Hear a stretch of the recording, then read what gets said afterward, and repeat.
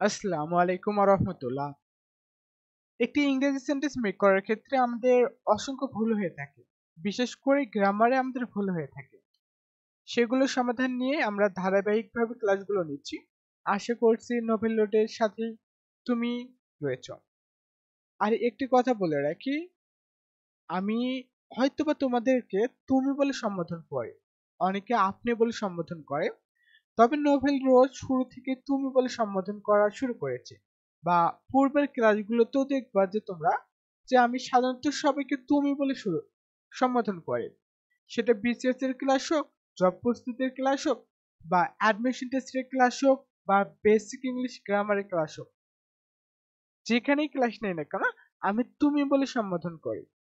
So এই এই বিষয়টি একটু দৃষ্টিকটুর হতে পারে, অনেকের ক্ষেত্রে এই কথাটি দৃষ্টিকটুর হতে পারে, সে এটা ক্ষমা সুন্দর দৃষ্টিতে দেখবেন। সো নোভেল রোজ শুরু থেকে তুমি বলে সম্বোধন করে, আশা করছি আগামীতেও তুমি বলেই সম্বোধন করবে। আজকে যে সমাধান সেটি হচ্ছে 4 নম্বর ক্লাস, অর্থাৎ 4 নম্বর রুলস নিয়ে আলোচনা করতেছি। সেটা হচ্ছে you, he and I are guilty.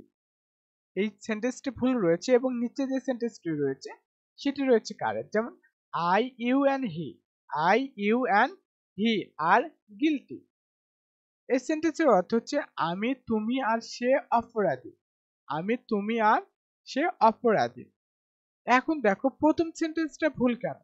প্রথম সেন্টেন্সটা ভুল কেন, অনেকে জানে যে যদি একাধিক প্রোনাউন হয়, কোন সেন্টেন্সে যদি একাধিক প্রোনাউন হয়, তাহলে প্রথমে তোমাদের সেকেন্ড পারসন, এরপর থার্ড পারসন, এরপর ফার্স্ট পারসন বসে, অর্থাৎ 2 3 1 এর রুলসটা মেনে চলে।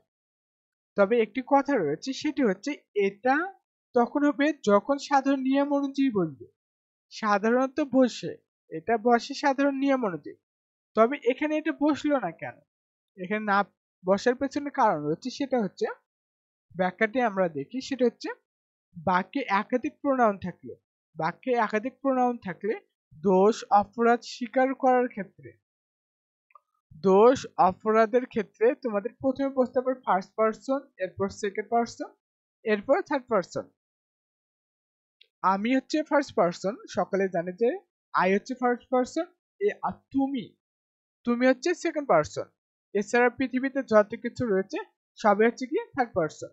অর্থাৎ যে রুলসটা আমরা মেনে এখানে সেন্টেন্সটা মেক করেছি সেটা হচ্ছে 1 2 3, অথবা আমরা আরো একভাবে মেক করতে পারি, সেটা হচ্ছে 1 3 2। এই নিয়ম অনুযায়ী আমরা মেক করতে পারি। এখন দেখি আমরা সিকোয়েন্সটা মেনটেন করেছি কিনা। আই হচ্ছে আমাদের ফার্স্ট পারসন, প্রথমে বসিয়েছি আমাদের নিয়ম অনুযায়ী, কারণ এখানে গিলটিকে বোঝাইছে, যে অপরাধকে বোঝাইছে, কি দোষকে বোঝাইছে। সো দোষ অপরাধ স্বীকার করার ক্ষেত্রে কি বসে, 123 অথবা 132 এই অনুযায়ী বসে।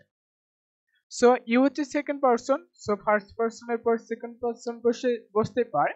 এরপরে হি অর্থাৎ সে, এটা হচ্ছে থার্ড পারসন, সো প্রথম নিয়ম অনুযায়ী বসতে পারে। আর গিলটি, এখানে আর এর বদলে আমরা ইজ দিতে পারবো না কেন, অথবা সিঙ্গুলার, কি সিঙ্গুলার ভার্ব দিতে পারবো না কেন।